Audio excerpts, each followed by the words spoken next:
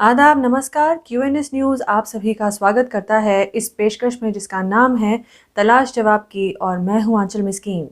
UNESCO creative cities के network के हिस्से के तौर पर श्रीनगर का नाम ऐड होने के बाद department of handicrafts and handloom Kashmir ने डाउनटाउन सफा कदल में पहली क्राफ्ट सफारी लॉन्च की।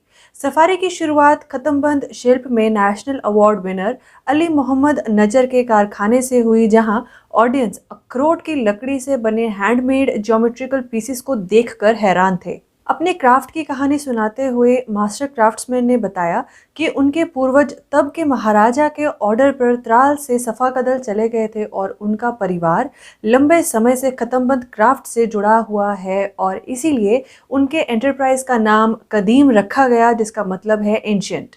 इसी क्राफ्ट सफारी में खुर्शीद नक्काश एंड सन्स के नाम के अंडर फेमस क्रिवेल क्राफ्ट का जादू भी देखने को मिला।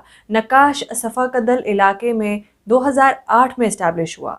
इस क्रिवेल क्राफ्ट की हिस्ट्री के बारे में बात करें तो इसकी जड़ें 200 साल पुरानी हैं और तुर्कमेनिस्तान से जुड़ी हैं, जहां से खुर्शीद अहमद नक्काश के फोरफादर्स कश्मीर आए थे।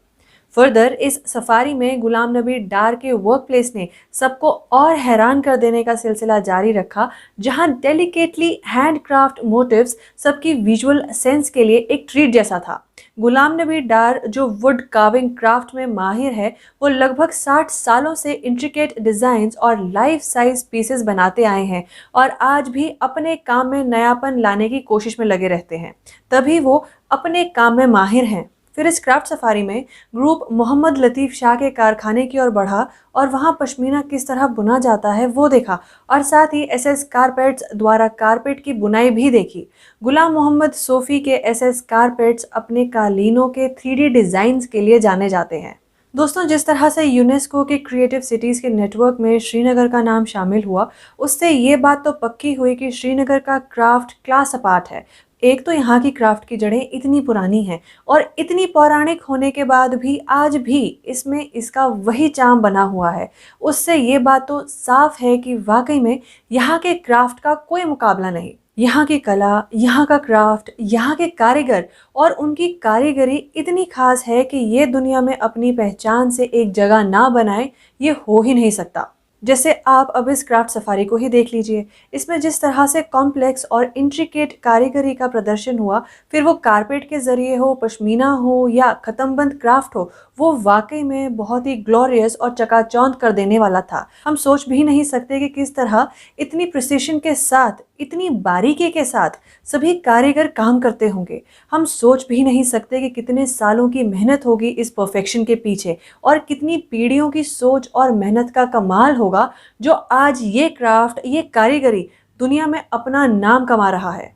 वैसे भी जब कश्मीर का नाम सुनते हैं तो यहाँ की खूबसूरती के साथ साथ यहाँ आने वाला यहाँ के क्राफ्ट को किसी न किसी रूप में अपने घर की शान बनाने की चाह से आता है। यहाँ का क्राफ्ट रॉयल टच के साथ साथ यहाँ की मिट्टी की खुशबू भी अपने में समेटे हुए है।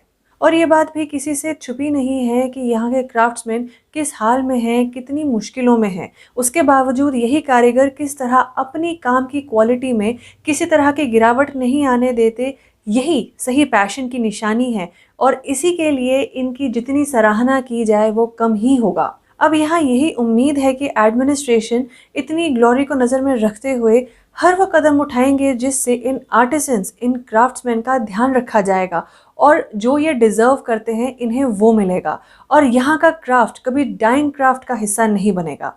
तो इसी बात के साथ दोस्तों, हमारी आज की इस पेशकश में सिर्फ इतना ही।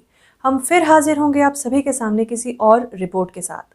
तब तक के लिए, बाकी खबरों के लिए आप सभी बने रहिए क्यूएनएस न्यूज़ के साथ। पर हाँ, अगर आपने हमें अभी तक सब्सक्राइब नहीं किया है तो आप फटाफट से जाकर हमें यूट्यूब, फेसबुक और इंस्टाग्राम पर जाकर आप फॉलो और सब्सक्राइब कर सकते हैं। अब आप सभी मुझे दीजिए इजाज़त। नमस्कार।